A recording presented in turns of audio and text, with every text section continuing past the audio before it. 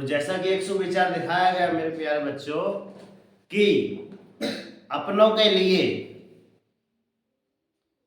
लिए चाहे सारी दुनिया से लड़ लेना, लेकिन कभी भी ध्यान में रहे, मगर कभी भी दुनिया की बातों में आकर अपनों से मत लड़ना। हमने ऐसा क्यों कहा बच्चों? तो होता ये है कि क्योंकि दुनिया में है ना, ये दुनिया वाले कभी किसी का साथ नहीं देते, साथ तो हमेशा अपने ही देते हैं।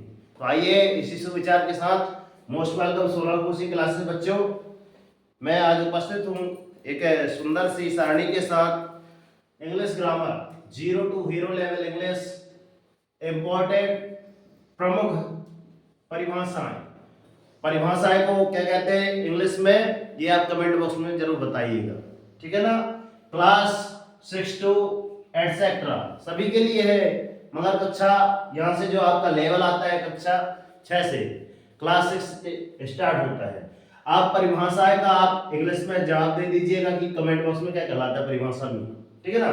अब मैंने पढ़ाया है अल्फाबेट, यहाँ पे परिभाषा आपकी आती है अल्फाबेट। अल्फाबेट अर्थात आपका हिंदी में कहला जाता है वर्णमाला। तो वर्णमाला में इसकी डेफिनेशन क्या होगी?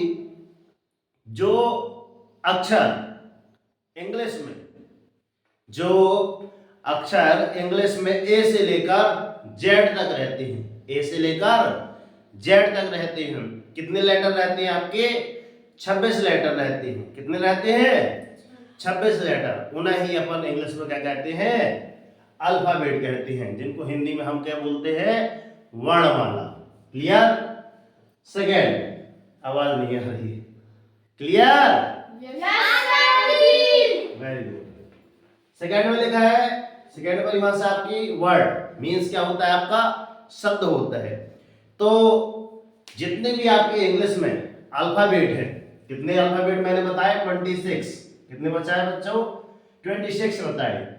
आप 26 को ऐड करने पर, मिलाने पर, जोड़ने पर जो भी है ना शब्द बनते हैं, जो भी शब्दों का निर्माण होता है वही आपके कहलाते हैं, शब्द कहलाते हैं। इन्हीं 26 अक्षरों के संयोग से बना एक शब्द रचना होती है, जिन्हें हम क्या कहते हैं? वर्ड या फिर शब्द कहते हैं। थर्ड आपका है सेंटेंस। सेंटेंस क्या कहलाते हैं? एक ऐसा, इनके माध्यम से ये हमने शब्द बनाया।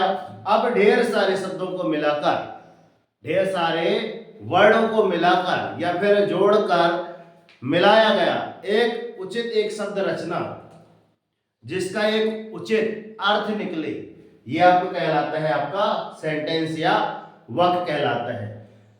जिसका एक पर्टिकुलर, जैसे हम बोल रहे हैं मैं पढ़ता हूं, तो इसका एक उचित अर्थ निकलता है। मैं पढ़ा रहा हूं, इसका भी एक उचित अर्थ निकल रहा है। तो ऐसी शब्द रचना जिसका कोई एक निश्चित अर्थ निकले, वही आपका कहलाएगा बच्चों सेंटेंस या वाक्य कहलाएगा। समझ में आई बात? हेलो, समझ आ गई? आवाज कम आ रही है। स्वर, 4 नंबर पे आपका वोवेल में अर्थात स्वर होता है। तो अंग्रेजी भाषा के वर्णमाला के वो अक्षर, शब्द नहीं, अक्षर जो बिना किसी के सहयोग के बिना किसी दूसरे अक्षर की सहायता से बोले जाते हैं, अर्थात प्रकृति में स्वतंत्र रूप से होते हैं, वो आपके कहलाते हैं वोवल या स्वर कहलाते हैं। स्वर कितने होते हैं आपके? 5 होते हैं। कितने होते हैं? 5। ए, ई, आई, ओ, यू। अब आप लोग भी साथ में बोलेंगे, बोलिए लाउडली। और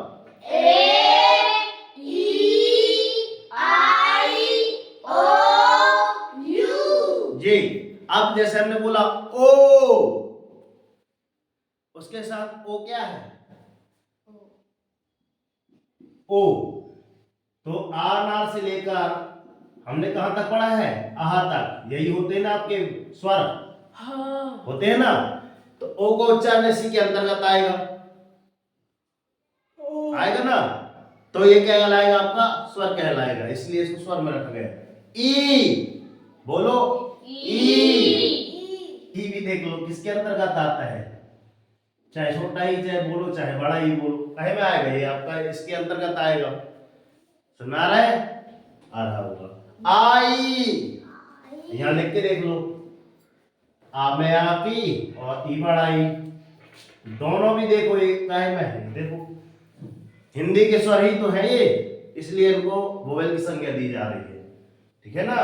फिर आ गया ए ई आई, ओ सॉरी इधर वो लिख दिया था काय, इधर एडी का ये लिखना था पहले, ये ए है, ये ई है, ये आई है, और तो अब बोल के देखो, आइए आइए,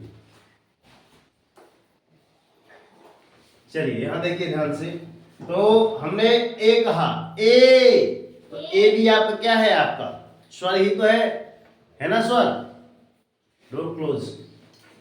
फिर यू, थोड़ा यू का उच्चारण देखिए, आइए ठीक है, तो इसका उच्चारण जरूर देखिए आप कि सर इसका यू, मगर मात्रा देखेंगे आप यू, इसकी मात्रा क्या आएगी, छोटा ऊ की मात्रा, तो छोटा ऊ की मात्रा क्या है आपका, स्वर ही तो है, ठीक है ना। तो अब आते हैं 5 में आता है आपका कॉन्सोनेंट, कॉन्सोनेंट आता है, कॉन्सोनेंट अर्थात आपका कहलाता है व्यंजन, कॉन्सोनेंट अर्थात क्या कहलाता है आपका व्यंजन, बैठ जाओ शांत बैठ जाओ, कॉन्सोनेंट अर्थात व्यंजन। तो इन जो 26 अक्षरों के संयोग से हमने किनको निकाल दिया, 5 निकाल दिया, तो 26 में से अगर 5 गए तो कितने बचेंगे बताओ काना, 21। तो ये जो आपके 21 हुए ना, ये 21 ही आपके कहलाएंगे क्या, कॉन्सोनेंट अर्थात व्यंजन कहलाएंगे। बात समझ आ रही है।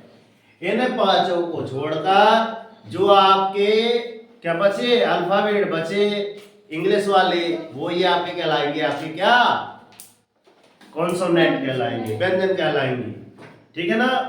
तो इसी प्रकार हम हिंदी में भी चर्चा कर लेते हैं कि हिंदी में कितने रहते हैं, 52, कितने रहते हैं 52 अक्षर रहती है, 52 में हमने 12 घटा दिया, कितने बचे आपके 40, ये आपके कहलाएंगे क्या, व्यंजन कहलाएंगे।